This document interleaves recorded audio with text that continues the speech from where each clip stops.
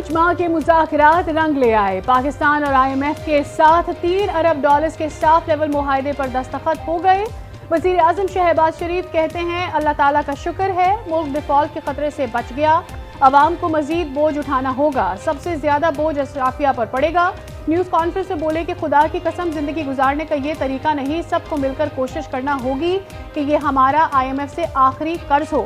Saudi अरब और UAE से कर्ज दिलाने में आर्मी चीफ का अहम किरदार है। बिलावल भुट्टो ने भी बेहतरीन सफारतकारी का मुजाहरा किया। वजीर आजम ने चीन, सऊदी अरब और इस्लामी तरक्याती बैंक का भी शुक्रिया अदा किया। कहा चीन ने गुज़श्ता 3 माह में पाकिस्तान को डिफॉल्ट होने से बचा लिया।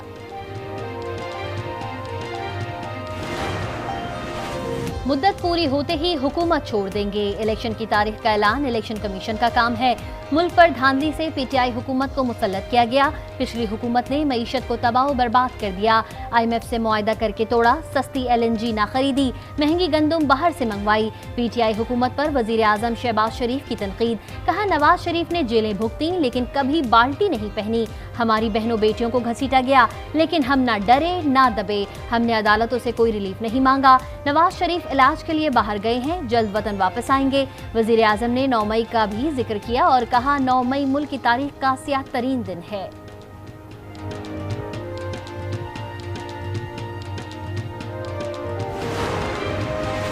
मुआहदे से पाकिस्तान की बैरूनी अदायगियों का दबाव कम करने में मदद मिलेगी। समाजी शोबे के लिए फंड्स की फराहमी बेहतर होगी। IMF के एलामिये के मुताबिक मुआहदा पाकिस्तान में टैक्स आमदन में इजाफे समेत माली नज़्मो ज़ब्त का बाइस बनेगा। शोबा तवानाई में इस्लाहात और एक्सचेंज रेट को मुस्तहकम रखने में मदद मिलेगी। मिशन चीफ नेथन पोर्टर कहते हैं मुआहदा स्टैंड बाय अरेंजमेंट के तहत 9 माह के लिए किया गया। हतमी मंजूरी जुलाई में IMF का एग्जीक्यूटिव बोर्ड देगा।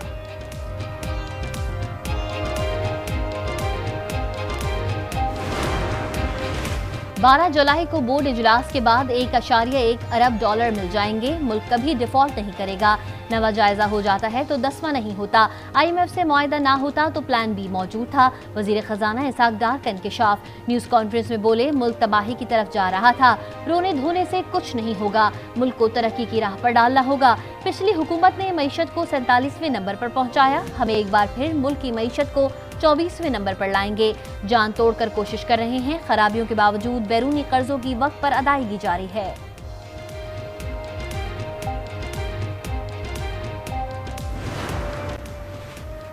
वजीर दिफा ख्वाजा आसिफ कहते हैं मुआहदे पर वजीर आजम, वजीर खजाना और टीम के तमाम अफराद मुबारकबाद के मुस्तहक हैं। बहुत से लोगों की उम्मीदों पर पानी फिर गया, जिसमें दोस्त दुश्मन शामिल हैं। वजीर मनसूबाबंदी एहसन इकबाल ने IMF से मुआहदे को खुश आइन करार दिया। कहा मुआहदा हमारे माशी चैलेंजेस की मरहम पट्टी है। 2035 तक पाकिस्तान $1 ट्रिलियन इकानमी बन सकता है। रुपया मुस्तहकम होगा, बैरूनी सरमायाकारी आएगी, महंगाई पर कंट्रोल किया जा सकेगा।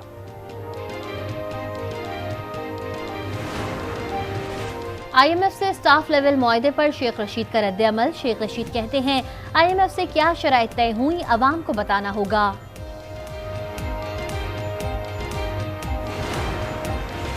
IMF शराइत पर आवाम पर मजीद बोझ डालने की तैयारी। बिजली और गैस मजीद महंगी और पेट्रोलियम लेवी में मजीद इजाफे का खदशा।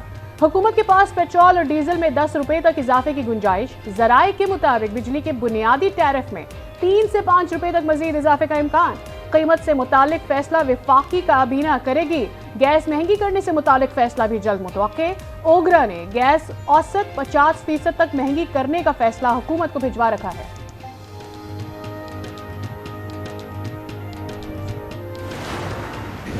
कुछ भी नहीं होगा, ये मुल्क के हालात जिन्होंने खराब कर दिए। मुझे कई मुआहदे हुए हैं, सो मैनी टाइम्स, 70-80 साल हो गए मुआहदे ही हो रहे हैं। गरीब लोग तो परेशान, उनको 2 टाइम की रोटी भी नहीं मिल रही है। ये जारी पहले भी बड़े मुआहदे हुए हैं, बड़ा कुछ हुआ है, बड़ी तसल्लियाँ हुई हैं, लेकिन कुछ नहीं बना। इस दफ़ा भी अपने करके देख लें। अवाम के साथ जो हो रहा है वो आपके सामने है, सबके सामने है। मुआहदे से बेहतरी की उम्मीद नजर नहीं आती। अवाम का IMF मुआहदे से इजहार ला ताल्लुकी। शहरी कहते हैं बढ़ते टैक्सेस के बोझ की वजह से दिन ब दिन अवाम का मयार जिंदगी गिरता जा रहा है। हुकूमत मजीद कुछ दे न दे, बस महंगाई कंट्रोल कर ले।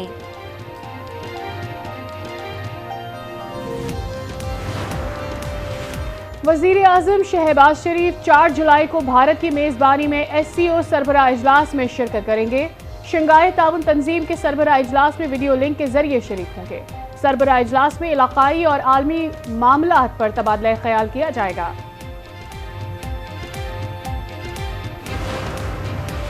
वजीर खारजा बिलावल भुट्टो जरदारी कल जापान का दौरा करेंगे। 4 रोजा दौरे के दौरान जापानी वजीर खारजा से 2 तरफा ताल्लुकात के फरोग पर तबादला ख्याल होगा।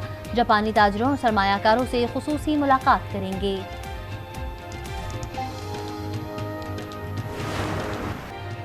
ईद का दूसरा दिन खवातीन लजीज पकवान बनाने में मगन। टिक्के, बिरयानी, कोरमा, पुलाव की डिमांड बढ़ गई। खनकती चूड़ियां ईद के दूसरे रोज भी किचन में अपना एहसास दिला रही हैं। दूसरे रोज भी सुन्नत इब्राहिमी की अदायगी। कराची FB एरिया में बकरे, गाय और ऊंट समेत 400 जानवर कुर्बान।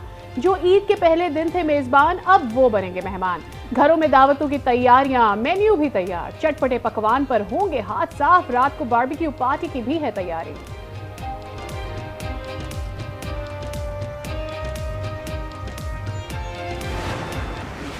गवर्नर हाउस बगैर किसी झिझक, बगैर किसी पूछ कूछ के वो आए, बैठे, अपना मसला भी बयान करें, मिल भी ले।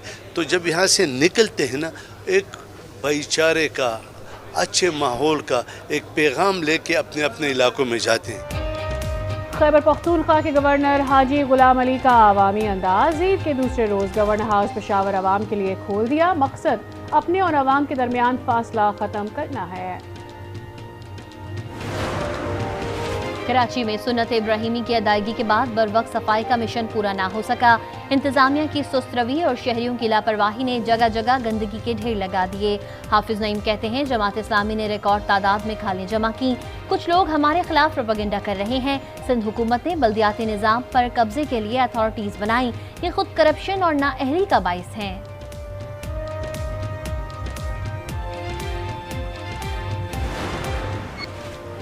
बच्चों को खाने से ज्यादा सैर सपाटों की लगन है। कोई चिड़ियाघर के जानवर देखने का दीवाना तो कोई एडवेंचर पार्क में एडवेंचर दिखाने का मस्ताना। बच्चों की ईद का दूसरा दिन सैरो तफरी में गुजर रहा है। ईद के तीसरे दिन कहाँ जाना है, क्या करना है, प्लान तैयार है।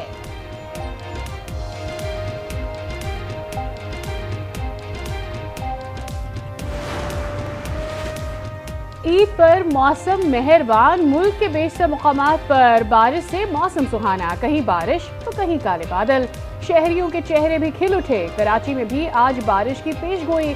इस्लामाबाद, पंजाब, KP और बलूचिस्तान में मजीद बारिश का इम्कान। मौसम के मजे लेने सयाहों और मकामी शहरियों की बड़ी तादाद ने मालाकंड के सयाहती मकामात का रुख कर लिया।